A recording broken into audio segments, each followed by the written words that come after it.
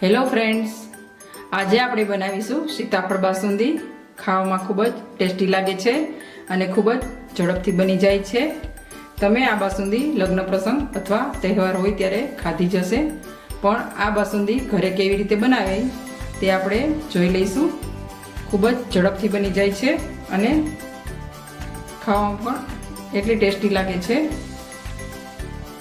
સીતાફળ બાસુંદી બનાવવા માટે મેં અહીં 1 લીટર ફૂલ ફેટ દૂધ લીધેલું છે અને અહીં 3 સીતાફળ લીધેલા છે।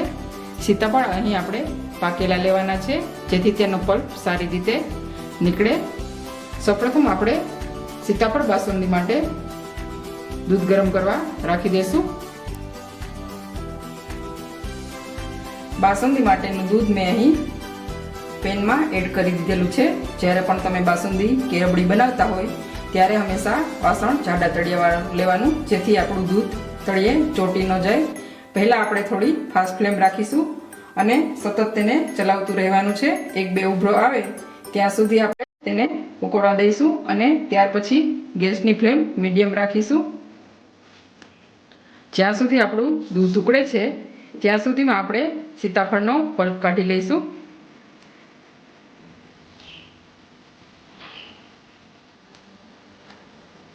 સૌથી પહેલાં આપણે સીતાફળને તોડી લેવાના રહેશે। જ્યારે પણ તમે સીતાફળ બાસુંદી બનાવતા હોય ત્યારે તમારે સીતાફળ પાકા લેવાના, જેથી તેનો પલ્પ એકદમ સારો નીકળે। આ રીતે આપણે કાઢી લઈશું।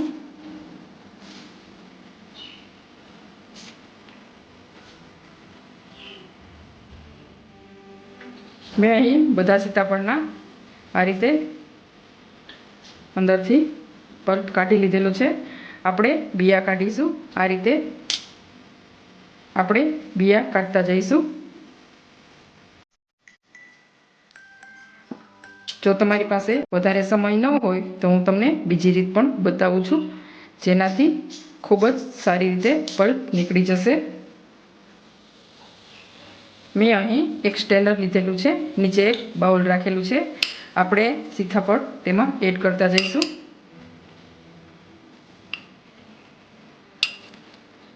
આ રીતથી ખૂબ જ ઝડપથી સીતાફળમાંથી પલ્પ નીકળી જાય છે। ચમચી અથવા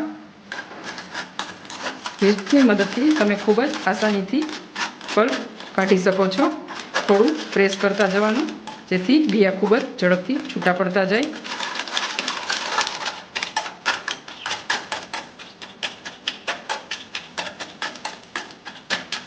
તમે જોઈ શકો છો બી ખૂબ જ આસાનીથી નીકળી જાય છે।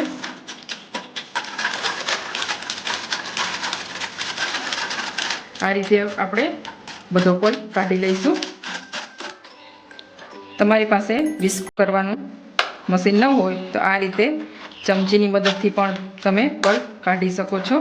આપણે થોડું પ્રેસ કરવાનું, જેથી બી આસાનીથી તેમાં છૂટા પડતા જાય।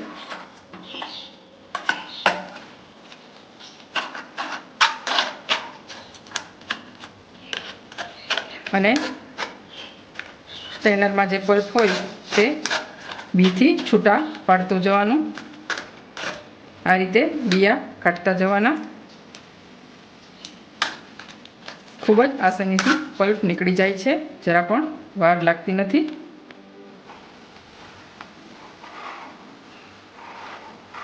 આપણું દૂધ ઉકળવા લાગ્યું છે, તમે જોઈ શકો છો। આપણે દૂધને સતત ચલાવતા રહેવાનું છે। જો તમે ચલાવવાનું જરા પણ છોડશો તો તે તળિયે બેસી જશે। આ સીતાફળ બાસુંદી ખાવામાં ખૂબ જ ટેસ્ટી લાગે છે। શિયાળાની સિઝનમાં પુષ્કળ પ્રમાણમાં સીતાફળ આવતા હોય છે। તમે જોઈ શકો છો આપણો આ પલ્પ એકદમ સરસ તૈયાર થઈ ગયો છે। 3 સીતાફળમાંથી લગભગ 1 કપ જેટલો પલ્પ નીકળેલો છે। વચ્ચે થોડા ચંક્સ પણ રહેલા છે, જે આ સીતાફળ બાસુંદીમાં ખાવામાં ખૂબ જ ટેસ્ટી લાગે છે। હવે આપણે દૂધને ચેક કરી લઈશું।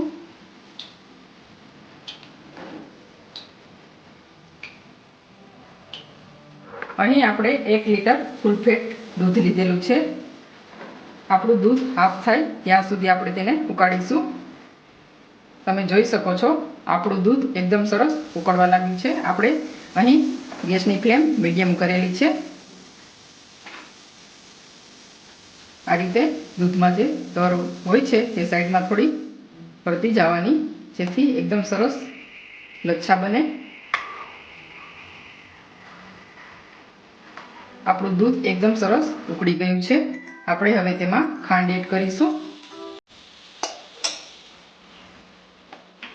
મેં અહીં હાફ કપ જેટલી ખાંડ લીધેલી છે.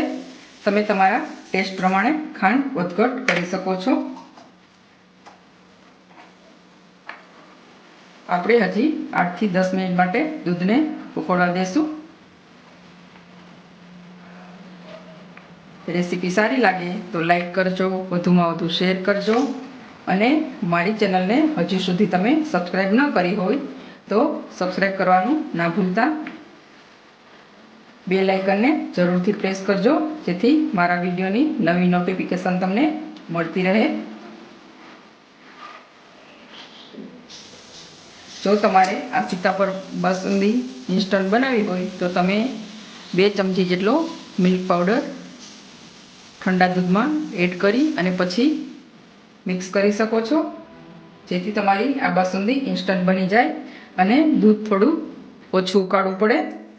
જ્યારે પણ ગેસ્ટ આવ્યા હોય તો તમે આ બાસુંદી ઝડપથી બનાવી શકો છો. દૂધ જ્યારે ઉકળતું હોય અને સાઈડમાં જે આ મલાઈ ચોટેલી હોય તે પણ સાથે સાથે લેતી જવાની, જેથી સરસ રીતે મિક્સ થતી જાય. તમે જોઈ શકો છો મેં સાઈડમાં રહેલી બધી મલાઈ લઈ લીધી છે. આપણું દૂધ એકદમ સરસ ઘટ થઈ ગયું છે. હવે આપણે તેમાં સીતાફળનો પલ્પ એડ કરીશું.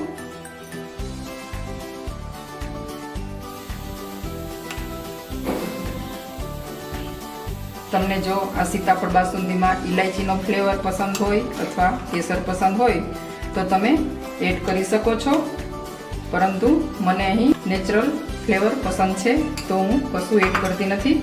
આપણે આ પલ્પ ઉમેર્યા પછી 3 થી 4 મિનિટ માટે ઉકળવા દઈશું.